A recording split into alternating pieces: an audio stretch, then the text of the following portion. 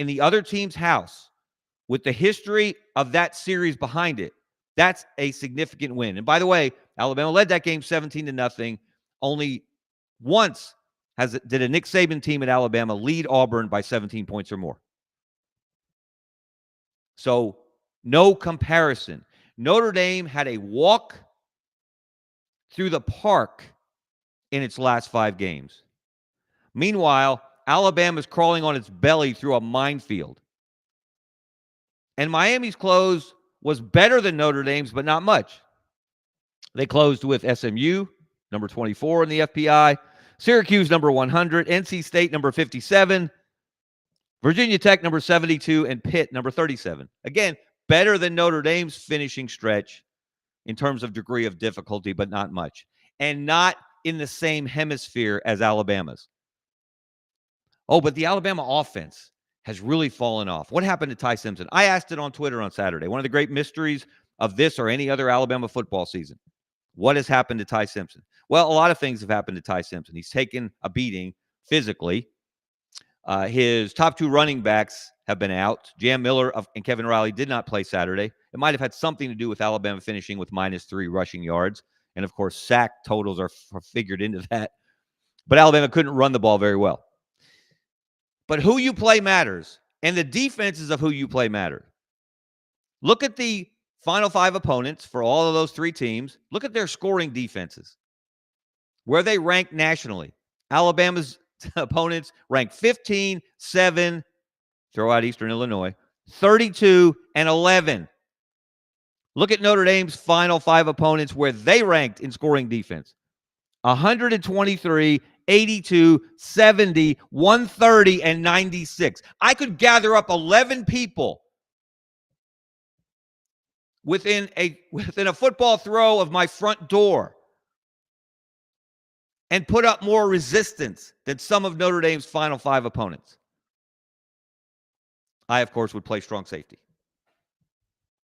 Not for very long without needing medical attention. But you get the point. No comparison. Notre Dame, you cannot, as you have learned quite painfully, continue to live on service academies and ACC bottom feeders. So you might want to think about joining a conference. I know that goes against every fiber of your being, but you just found out that for once at least, the rest of the college football world is not bowing down to Notre Dame. For once at least, Notre Dame didn't get the benefit of the doubt. Because Notre Dame already enjoys every benefit of the doubt. They don't have to play in a conference, which means they don't have to play conference rivals on the road. They get to set their entire schedule.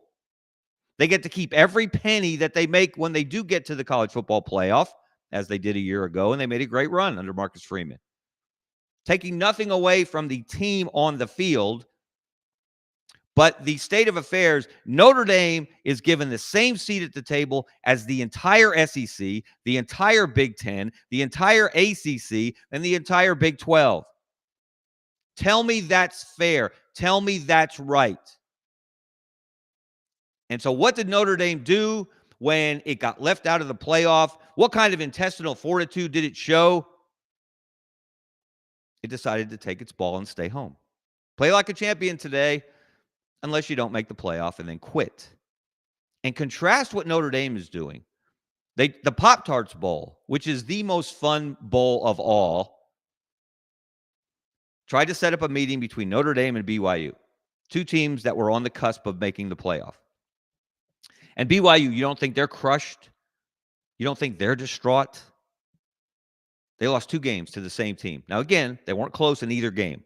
And that's really why they were on the outside looking in and should be. But they were willing to play Notre Dame in the Pop-Tarts Bowl, and Notre Dame was not. And contrast Notre Dame's behavior with Georgia 2 years ago. You think Georgia 2023 wasn't crushed? They won the national championship in 2021. They won the national championship in 2022. They did not lose a game in 2023 until they got to the SEC championship game, and they lost a thriller to Alabama. So they're sitting there as the 2-time defending champions with only 1 close loss on their resume, and they don't make the final 14 playoff field. So what did Georgia do? They went to a bowl game. Memory fails me here on which game it was.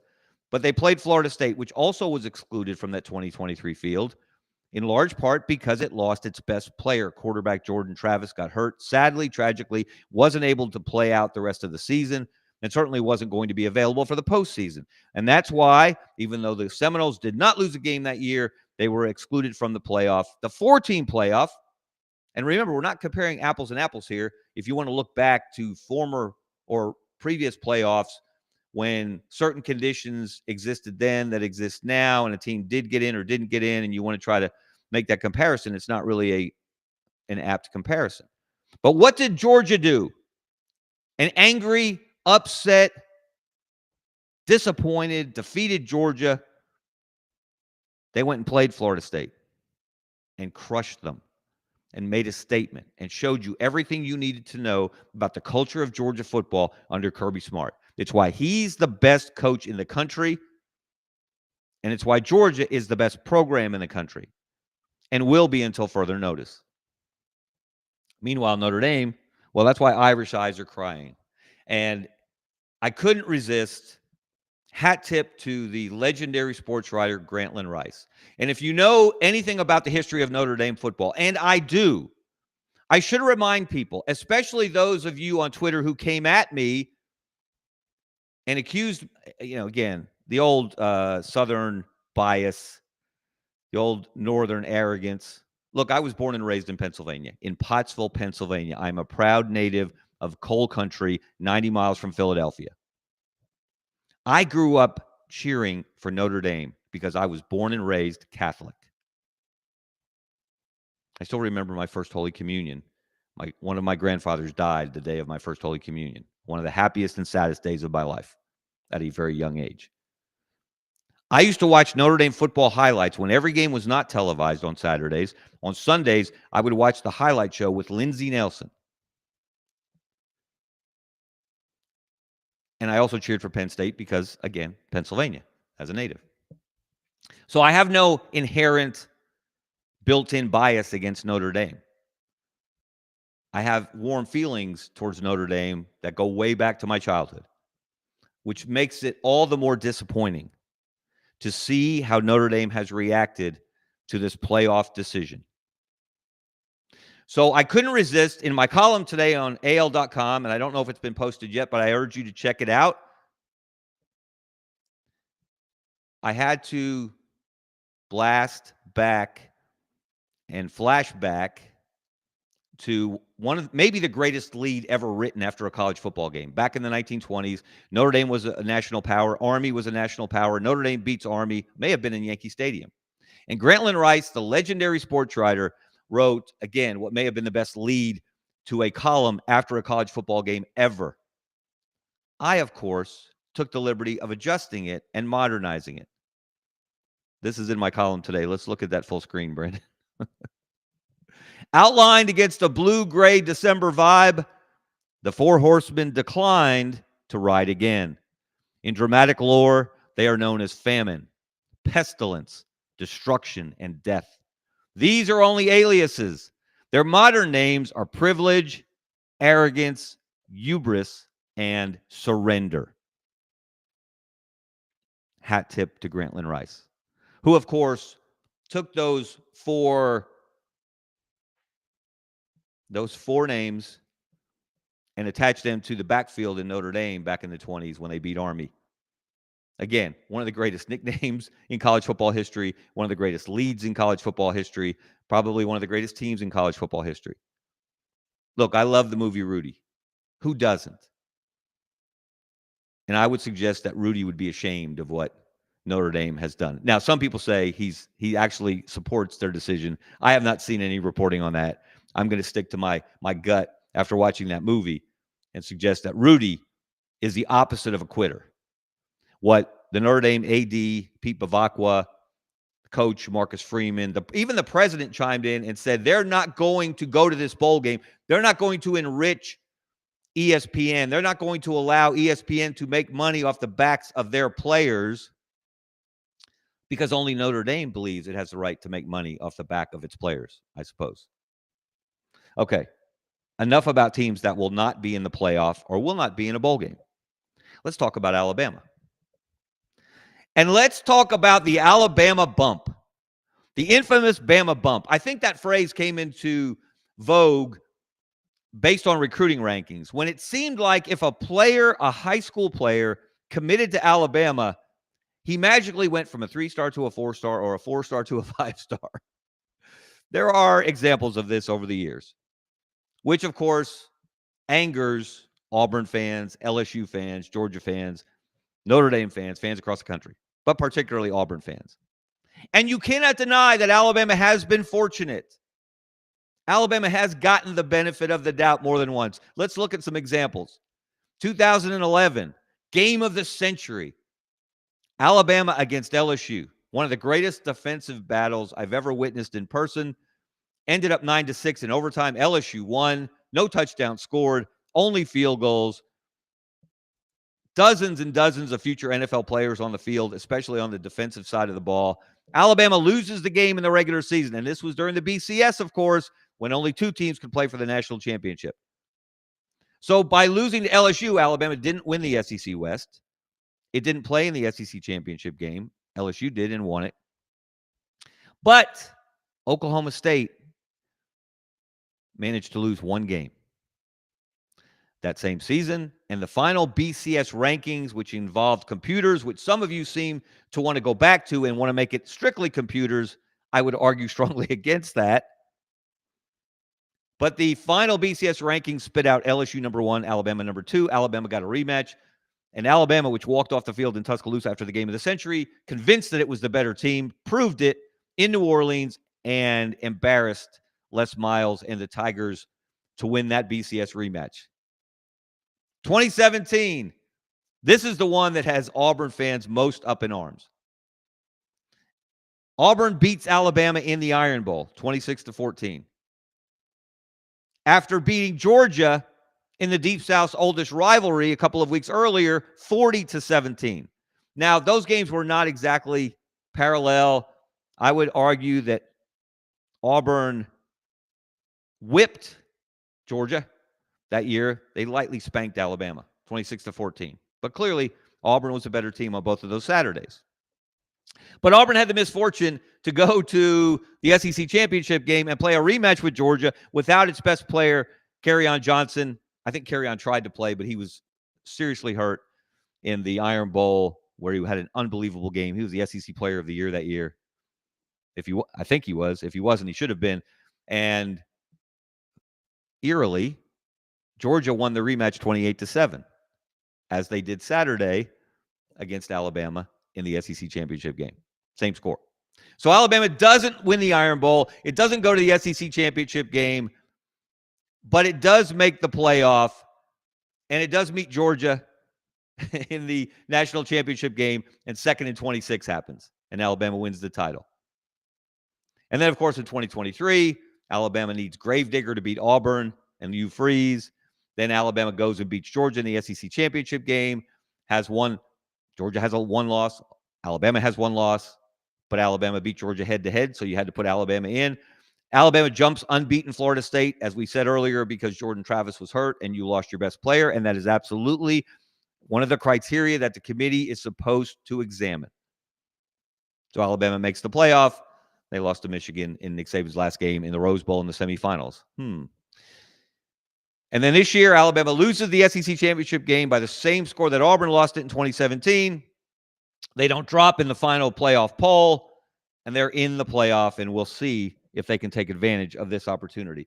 And at this point, let's talk about this Auburn discussion that many, many Auburn fans have come at me with on Twitter. Apparently, I have become the favorite son of Auburn fans on Twitter lately. Started with a basketball opinion that I thought Alabama basketball was better than Auburn basketball this season after seeing them play Purdue and Houston.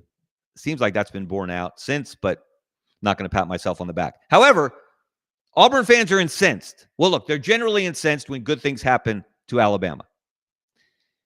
And a lot of good things happen to Alabama. And Alabama does get the benefit of the doubt and often takes advantage of the benefit of the doubt. But there's no parallel here between 2017 and 2025. Yes, in 2017, Auburn beat Georgia. Auburn beat Alabama. Auburn had to play a rematch with Georgia in the SEC championship game, lost 28-7, and did not make the 4-team playoff.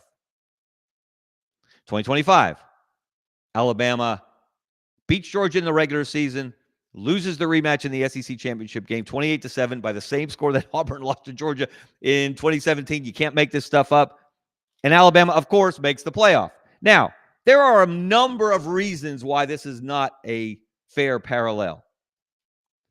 You know what the final rankings were in 2017? The final playoff rankings that decided the playoff field.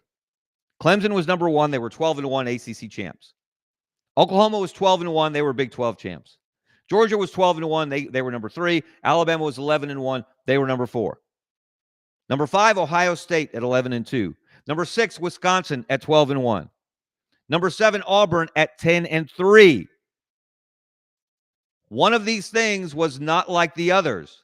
Auburn had 3 losses after that SEC championship game, which was 2 more losses than Alabama, 2 more losses than Georgia, 2 more losses than Oklahoma, and 2 more losses than Clemson, the teams that did make the field.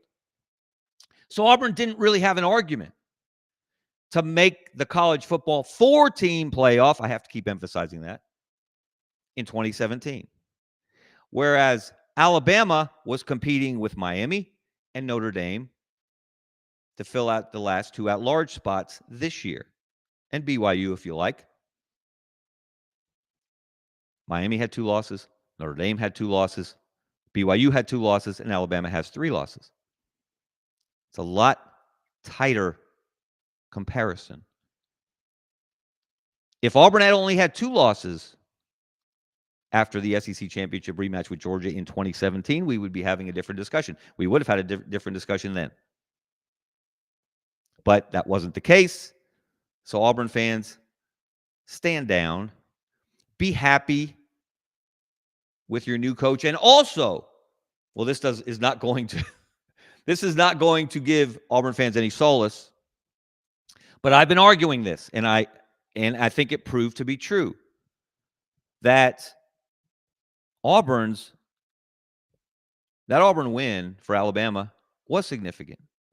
I know Auburn was 5-7. I know they fired Hugh Freeze as a result. I know they hired Alex Golesh as a result. They needed a change. They had a very bad season by record. They were 1-7 in the SEC. But Auburn played 4 teams that are now in the college football playoff. 4. They led Oklahoma in the fourth quarter. They were down by only 3 in the fourth quarter against Texas A&M. Both those games on the road. They led Georgia at halftime, and they were down by only 3 to Georgia in the fourth quarter. And after falling behind 17-0 to Alabama, they fought back to tie, and they were tied with Alabama in the fourth quarter. So they competed with playoff teams, which tells you Auburn's talent, which you already know, we all already know, was much better than its performance. And most of that falls on Hugh Freeze and his coaching staff. So, the Iron Bowl mattered. It is not easy to win it, particularly if you're Alabama going to Auburn. So that's another data point in Alabama's favor. So not all 5-7 teams are created equal. And by the way, Auburn, apparently from the reporting I've seen, has decided to opt out. They had a chance, even at 5-7, to play in a bowl game because there weren't enough 6-6 or better teams to fill out the bowl field, and Auburn declined, and you can't blame them. I have no issue with that. You've got a new coaching staff. You've got to retain your roster. You've got to get into the portal here at the beginning of the year in a month or so, less than a month now. So probably the right decision. Other schools made the same decision. But now let's turn our attention back to Alabama, because Alabama has been given an opportunity. They've earned an opportunity It was interesting on Saturday evening after the SEC championship game, Alabama sent out a long list of talking points to key media members locally, regionally, nationally to make its case to get into the playoff. They were all valid. And one of the most important was player availability and player health. Obviously, Alabama's top two running backs didn't play in the SEC championship game. Alabama's starting tight end, Josh Cuevas, one of the most valuable weapons on that offense, has not played for weeks. He had a great game against Oklahoma. Then he got hurt. He's been out since.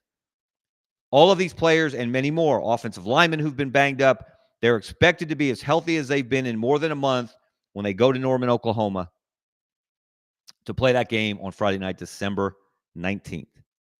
So, why is this game important? Obviously, it's a playoff game. But Alabama is trending in the wrong direction in the postseason. Brendan, let's look at our final graphic for today, the Alabama drop-off. This is, of course, the 9th time that Alabama has made the college football playoff since the playoff debuted in 2014. No one else, of course, can match that. But let's look at the trend. In 2014, that first year, they lost the semifinal to Ohio State, which went on to win it all under Urban Meyer. 2015, Alabama wins the title.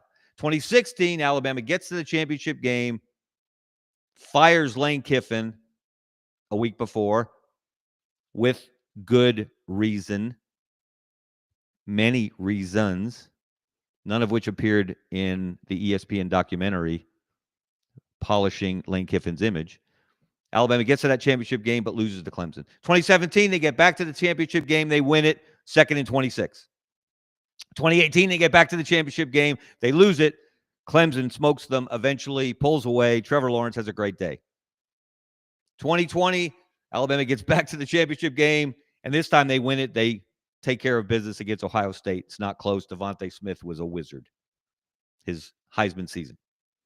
Now, at that point, Alabama has 1, 2, 3 national championships under the playoff format. But it has gone in the wrong direction since 2021.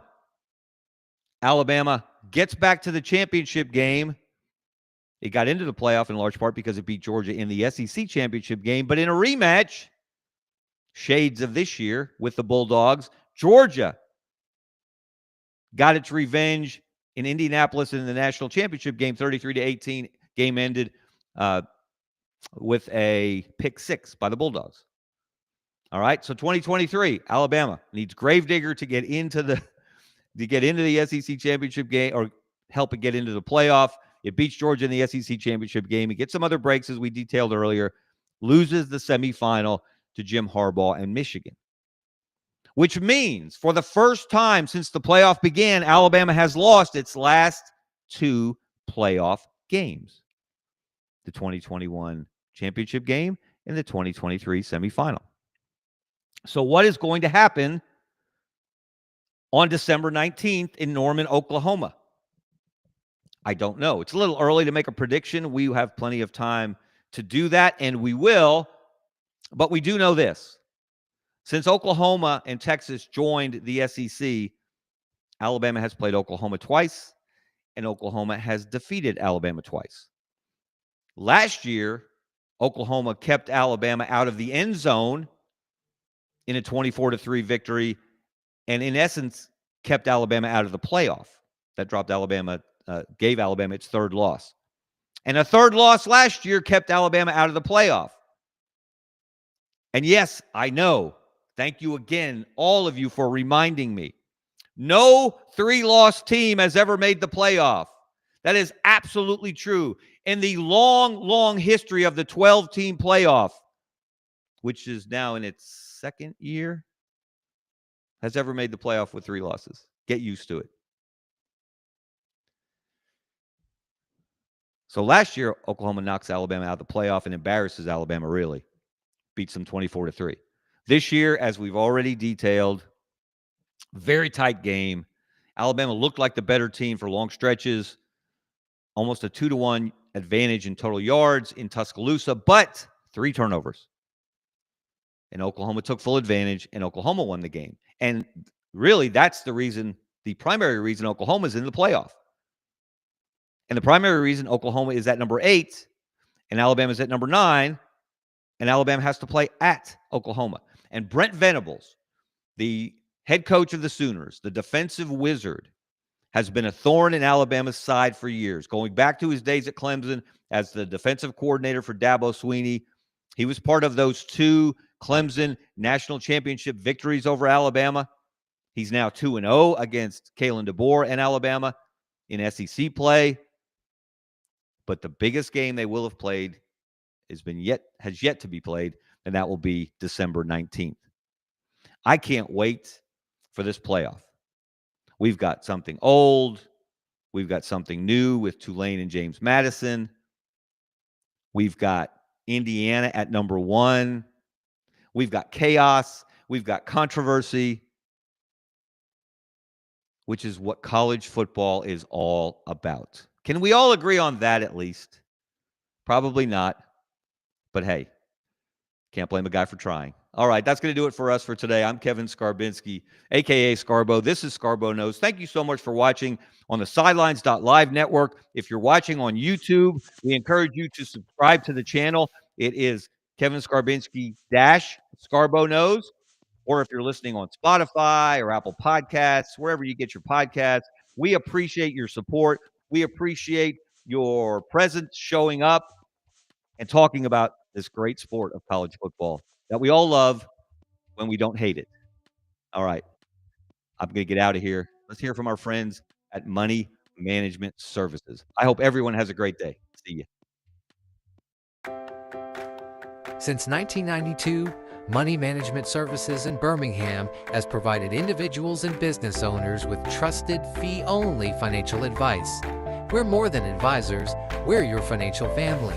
From retirement planning to tax strategies and estate planning, our team builds personalized wealth management plans tailored to your life.